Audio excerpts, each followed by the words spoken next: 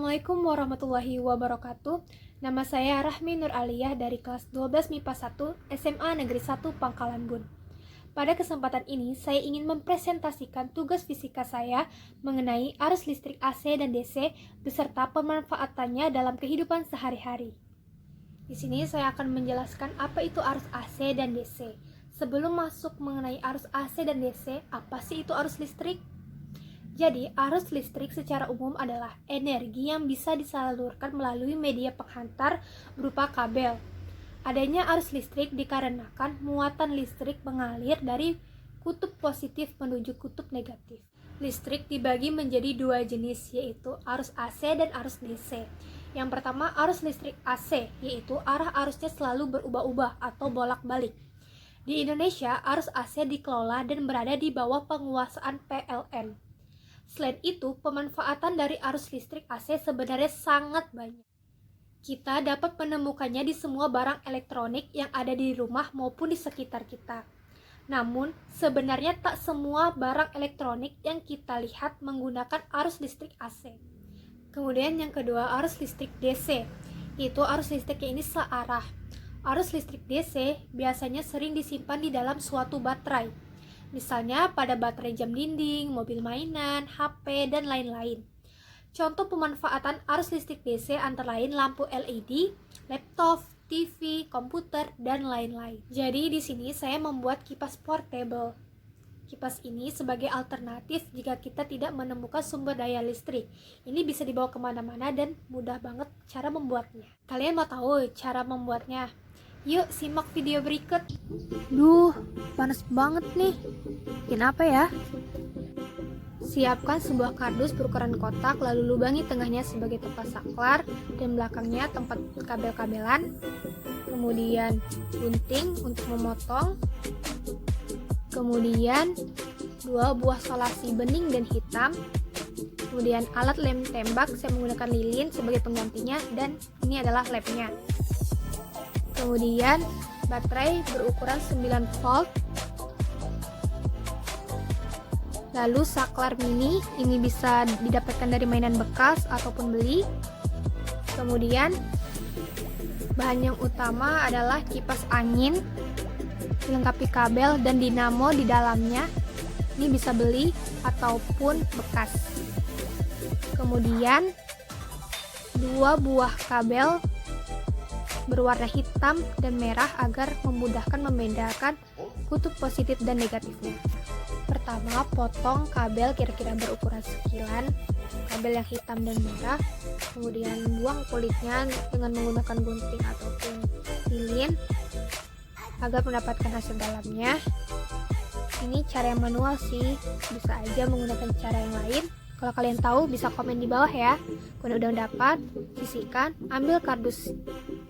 Kemudian ambil juga kipas angin, lalu ambil lem, lalu panaskan, tempelkan, pasang kipas angin di atas kardus, kemudian lem lagi bawahnya agar tidak terlepas. Coba dulu sampai tidak terlepas, kemudian masukkan kabel ke dalam kardus, sisihkan, ambil saklar, kemudian kabel yang sudah dikuliti tadi, lalu lilit isi dalamnya, lalu masukkan ke dalam lubang yang ada di saklar.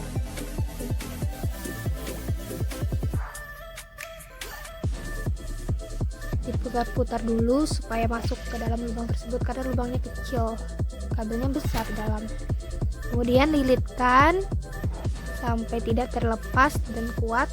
Satu lagi yang berwarna merah, kita putar-putar dulu, masukkan ke dalam lubang tersebut.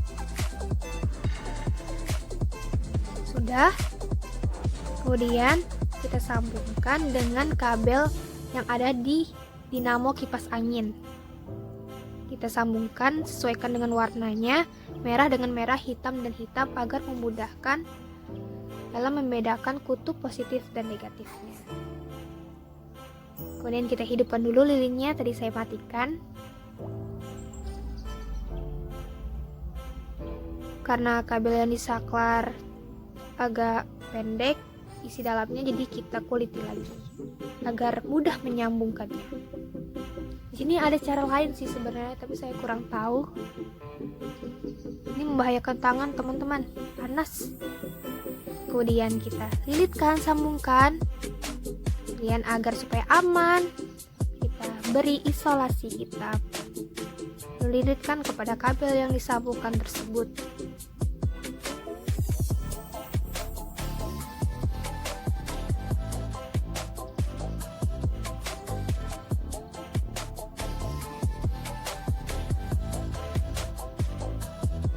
Kemudian sudah jadi, kita ambil baterai di sini. Karena saya tidak memiliki rumah baterai ataupun solder, jadi kabel saya gunting lagi, kabel saya hubungkan ke baterainya, lalu kabel yang ada di baterai tersebut saya hubungkan lagi kayak tadi yang sudah dihubungkan yang pertama tadi. Terus kita coba dulu, baterainya taruh di paling bawah ya sebagai pemberat dan tersembunyi. Kita hidupkan lagi lilinnya, tadi saya matikan. Dan panaskan lem baterai di dalamnya agar tidak jatuh dan lengket dan sebagai pemberat tadi. Kemudian lem juga kabel yang di dalamnya agar lebih rapi dan aman. Kemudian saklarnya kita coba dulu, rupanya jeblos. Jadi kita lem juga saklarnya supaya lebih aman dan tahan lah, biar nggak tenggelam. Hidupkan. Bisa teman-teman, berhasil. Kita matikan, hidupkan lagi. Yeay, berhasil. Aha, yeay, kipas anginnya sudah jadi teman-teman. Kita nyalain ya. Yeay, hidup, berhasil. Jadi maksud yang di video tadi, yang kabel yang dililit-lilit dengan yang sebelumnya itu apa sih? Nih saya jelaskan ya. Jadi ini adalah kabelnya, ini sudah saya lepas dari kotaknya. Kita lihat, ini yang merah adalah kutub positif dan yang hitam adalah kutub negatif. Jadi saya tidak menggunakan rumah baterai ataupun solder. Jadi di sini saya punya ide, kabelnya saya potong dulu sekira segini, terus kita buka kulitnya, lalu kita lilitkan di sekitar kutubnya ini. Ini tahan.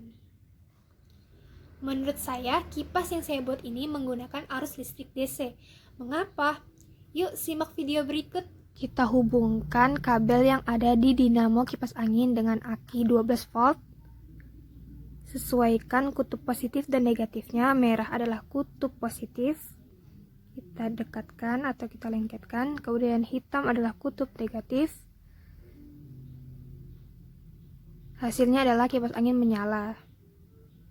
Kemudian ini agak kurang lengket, kita kencengin lagi, kuatkan, tetap menyala.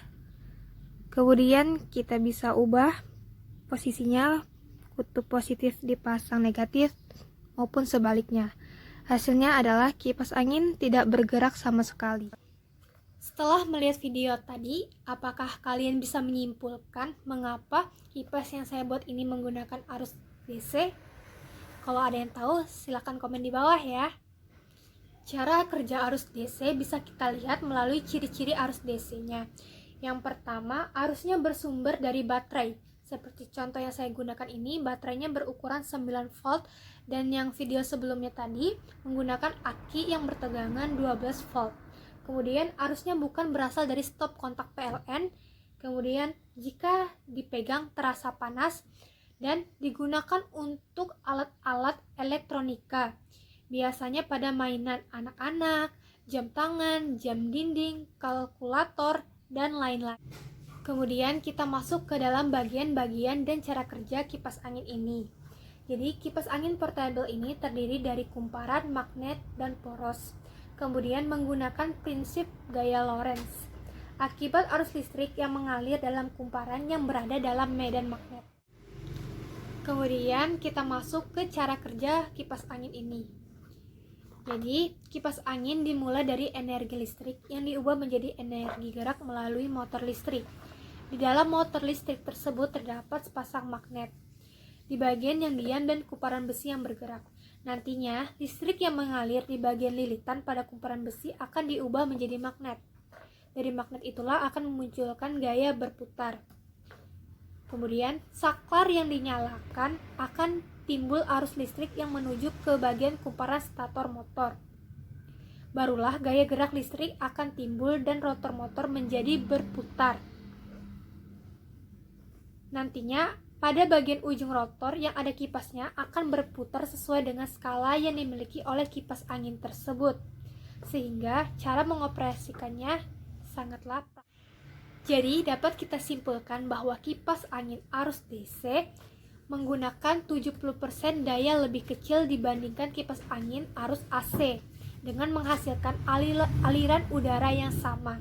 Kemudian, kipas angin DC memiliki kendali yang lebih baik terhadap kecepatan, yaitu pengaturan kecepatan yang stabil.